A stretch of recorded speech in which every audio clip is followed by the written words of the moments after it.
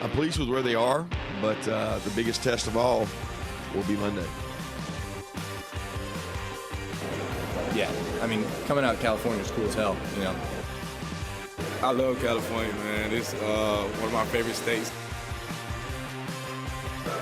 Just being 100% honest, I think it all goes back to hopes and dreams. It would mean a lot, and, you know, winning makes people happier for some reason, so.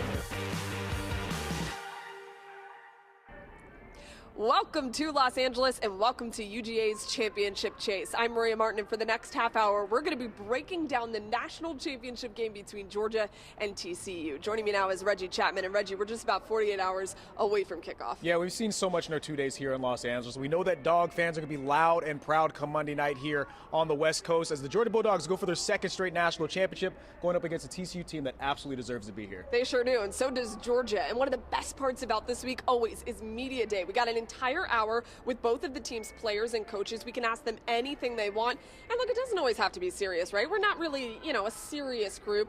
Neither are the Georgia Bulldogs. Look at how much fun they were having this morning. Yeah, I'm good. I'm getting it. Okay, confidence is up. What junior college did Stetson Bennett go to? It's in Mississippi. It's in Mississippi. Jones? Jones! 1 for 1. Dang, I forgot it, man. We were just talking about it. I can't think of it right now. Dang. Need to phone a friend? Yeah, phone a friend. Okay. Hey, Jack, where did Stetson go to JUCO? Jones College. Let's go. All right, he helped you out. Phone a friend. Phone a friend worked. How many UGAs have there been? 8. Darnell, you're struggling. 8 or 9. 12. Okay, it's not any of those things. You got to get? 10. Oh, 10. Great job. What we on, like 12? Oh, yeah, I was close. How many UGAs? That I know, I think 2. How many UGAs have there been? 9. 10. I thought this was the 9th one.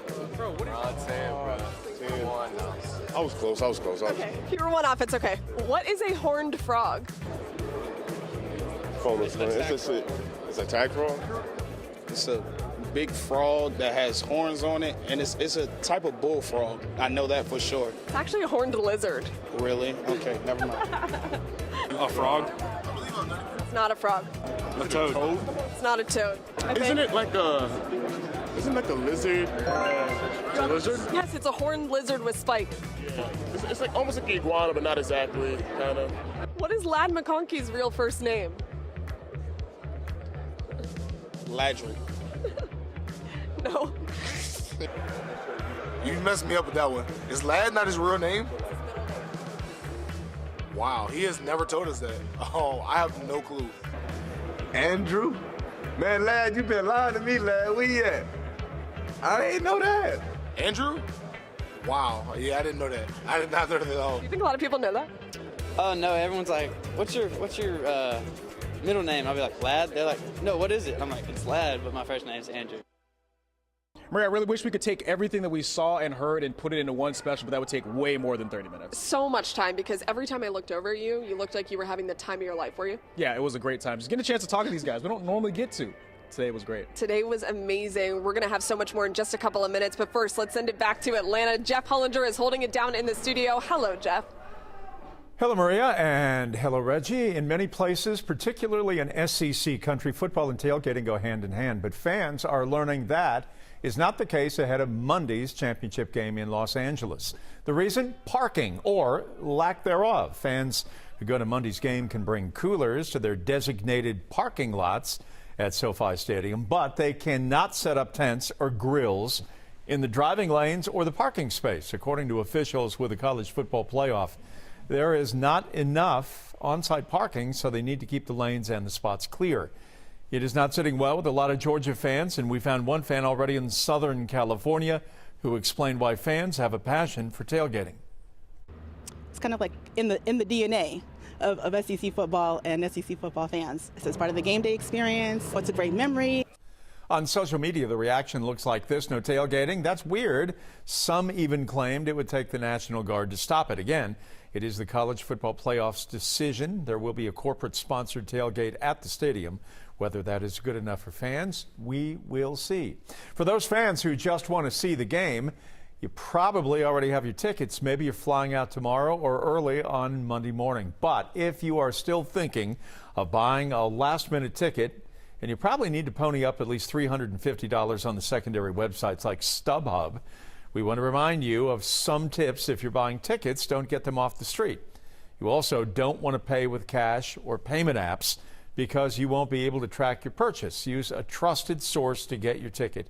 And lastly, be careful when showing them online. Remember to cover the barcode so that your ticket cannot be copied.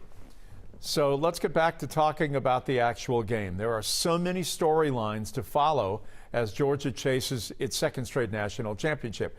We go back to Los Angeles and rejoin Maria and Reggie right now.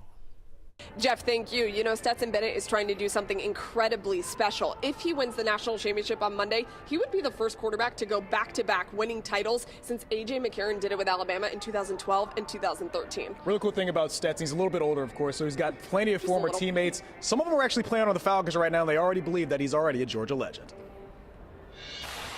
I can't bring him up too much. You know, he's one of my best friends. So he's a great player. If you guys keep this off camera, yeah, he's probably a Georgia legend, but I could never tell him that. I feel like Stat, he's going to be one of the ones at Georgia that's always going to be remembered. Like, nobody's done what Stat did, just coming from a walk-on, leaving, going JUCO and coming back and winning 2 national championships. Nobody has really had a story or written a book like that. He is a living legend. I love that book. I love him. So, I mean, I'm sure I'm not the only dog fan that loves him, man. He works hard, so he deserves everything. He deserves it. The Dogs are not the only team out here in California. The Hawks are in the middle of a West Coast trip. They lost to the Lakers last night, and then they've got the Clippers on Sunday. Yeah, I actually had a chance to go to Hawks shoot around over on the campus of UCLA on Friday morning, and you could tell these guys are really into Georgia, and they're excited to see what they do come Monday night. I'm a big college football fan. I mean, obviously my students didn't make it, but since I've been in Atlanta, I've been a Georgia-Bulldog fan too. So I went to the last game. And hopefully these guys pull it out and get another championship and go back-to-back. So I'm pulling for them. I like watching them. I like seeing them win. I like seeing how it gets the city of Atlanta. So I'm always rooting for them to keep going and to keep building the city. I mean, it's unbelievable. I mean, for them to win 2 championships in back-to-back years after not winning in so long, I mean, obviously it shows the maturity and what Stetson brings to that team and how he can carry that football team, but also their talent they have around him. I mean, they're about to have a top 3 pick on the defensive end. After reloading from last year, I mean, it's great to see what they've been doing, and they're definitely putting on for the state for sure. Whether you're a professional athlete or not, cheering for the Hawks is definitely a stressful experience. I mean, the best way to kind of get through, you can get up, you can pace, you can walk around, you can stand up, any kind of way you can get through all of that. You know, and here in Los Angeles, there's actually an iconic place where they encourage calorie intake. Have you had it before? Not yet. Okay, well, you know who has? Jerry Carnes, and he takes us inside that incredible place. Oh yeah, donut time! It is as popular as most of the movies and TV shows that have featured it. This is where you can take a bite of LA culture. Why is this such a big treat? I don't know, really. Mike Pulsifer is an LA native who's been coming to Randy's Donuts on West Manchester since he was a kid. The aura keeps him coming back. I don't think the donuts are anything special, but it's just fun to come to, I guess. You've probably seen Randy's even if you've never been to the shop known for the giant donut up top, now covered by a big college football championship logo. Yeah, I've heard about it my whole life.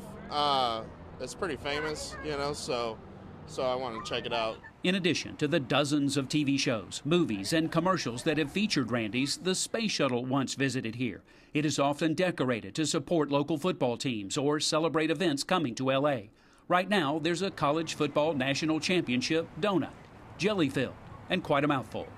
The Serrato family stopped for a bellyful because 7-year-old Azalea demanded it. Why these donuts? Because they look so good and they're huge.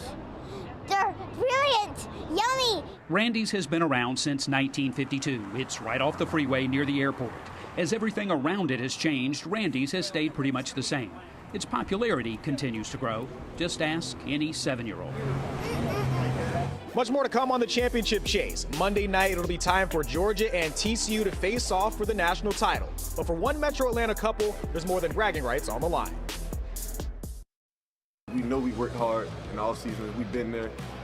we've been here before last year and stuff like that, so we know what it takes and we know what we know what it takes to get the job done. So it's gonna mean a lot for them guys down there back home and the Georgia program, is just to see another championship being in the facility. Back here in Los Angeles as we continue to chronicle the championship chase for the Georgia Bulldogs. Earlier in the show, we got an opportunity to show you just how fun media day can be. Yeah, and it's a position that Georgia's been in multiple times before. They played in this very game just last season. I talked to head coach Kirby Smart and asked him how much it helped being in the same position just last year. You know, I told our players, we got here last night, and I'm like, this is like a zoo. It's like Vegas. It's like, it's just craziness. And you think about last year, they never saw the outside of a building because it's just different. The weather was different. It was a different venue. So there's no similarities to where the two games were played and really the way everything was set up.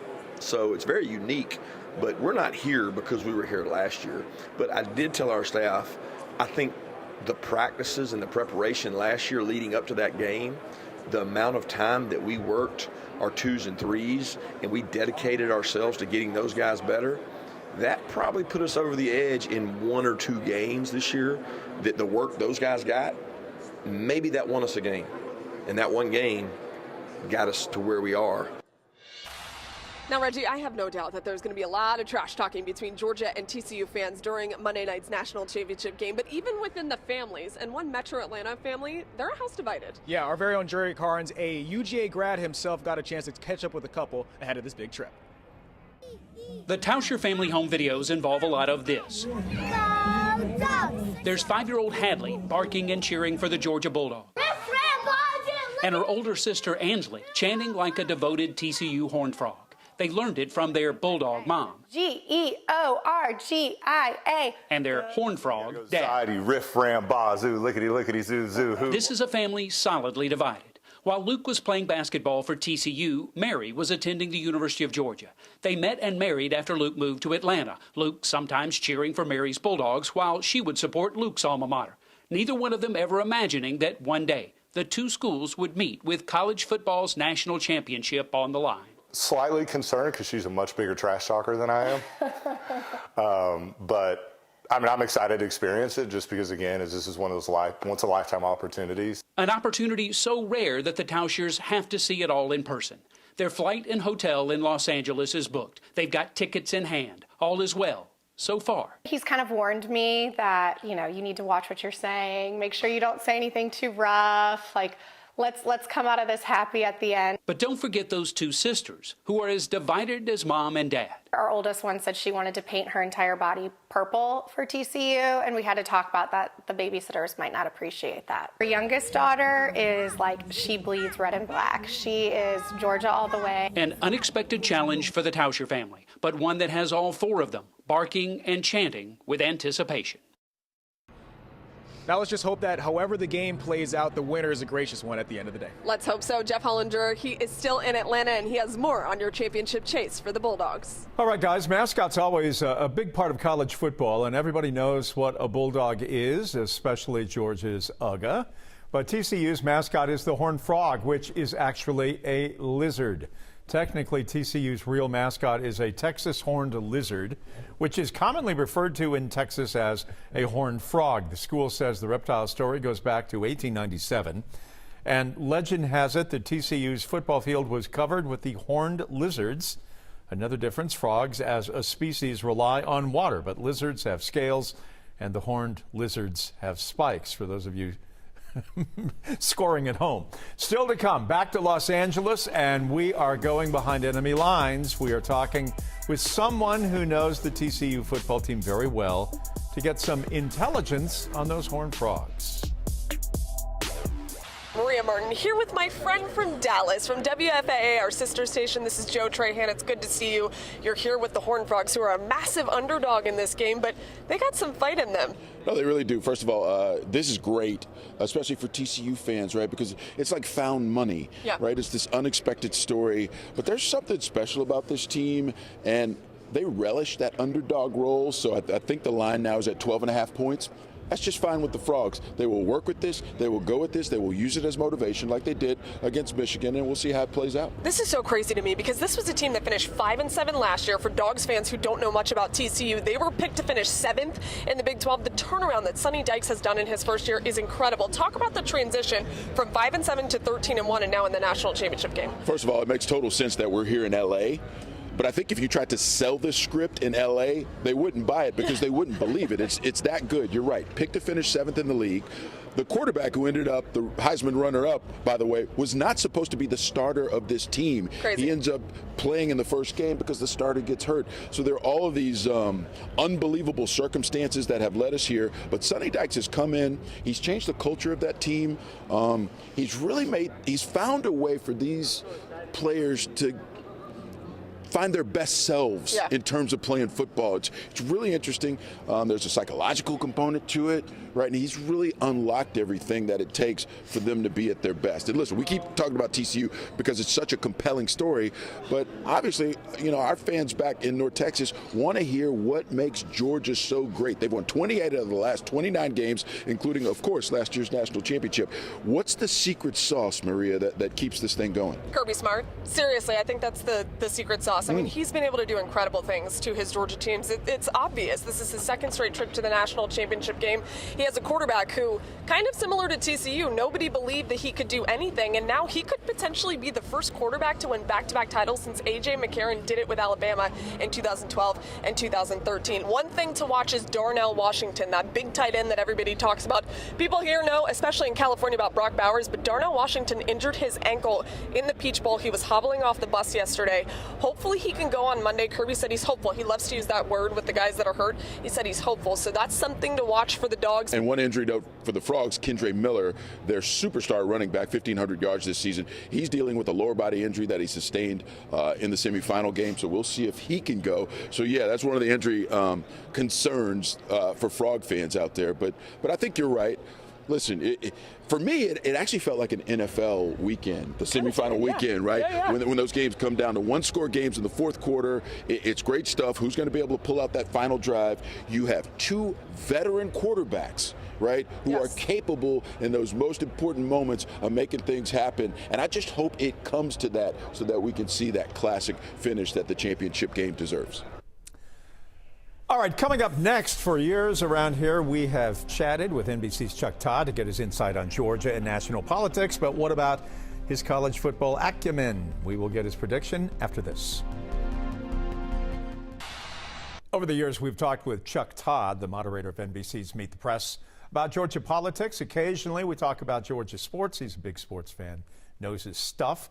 This week, Joe Ripley, himself a UGA graduate, asked Chuck for his prediction on Monday night's championship game. I just can't fathom how TCU beats Georgia, and I can't fathom that Georgia has two bad games in a row. I'm one of those who really respects what Kirby Smart's doing. My Miami Hurricanes, I hope to someday be back where Georgia is playing. Look, it's no fun to be the heavy favorite, and I think everybody's going to be rooting against poor Georgia. But I will tell you, it would be the biggest upset in 2 generations if Georgia blew this game. Agreed. Our team coverage from Southern California continues tonight at 10 and 11 o'clock. Jerry Carnes rejoins us Sunday morning at 9 on 11Alive. And right now we go back to Maria and Reggie for a few final words. Well, it has been such a busy week here in Los Angeles already, and it has been so much fun. Reggie, I know we're going to see everyone before the championship game on Monday, but what are your final thoughts in this one? I think the biggest thing for me is Georgia. They know they're heavy favorites, but they're not treating this game as such. They know TCU's here for a reason. They know they've got an explosive offense, and they know they have a Heisman Trophy candidate quarterback running the show. You know who didn't know that TCU was explosive? Who? Michigan. They were not ready for how TCU came out of the gate, but Georgia is going to be incredibly ready. You said they have so much respect for TCU. That was the common theme that all the Georgia players said at Media Day. Yeah, they know that this team has some players that can really, really play, and they know they're on this level for a reason. It's the national championship game. You don't get here by accident. You have to be a good team.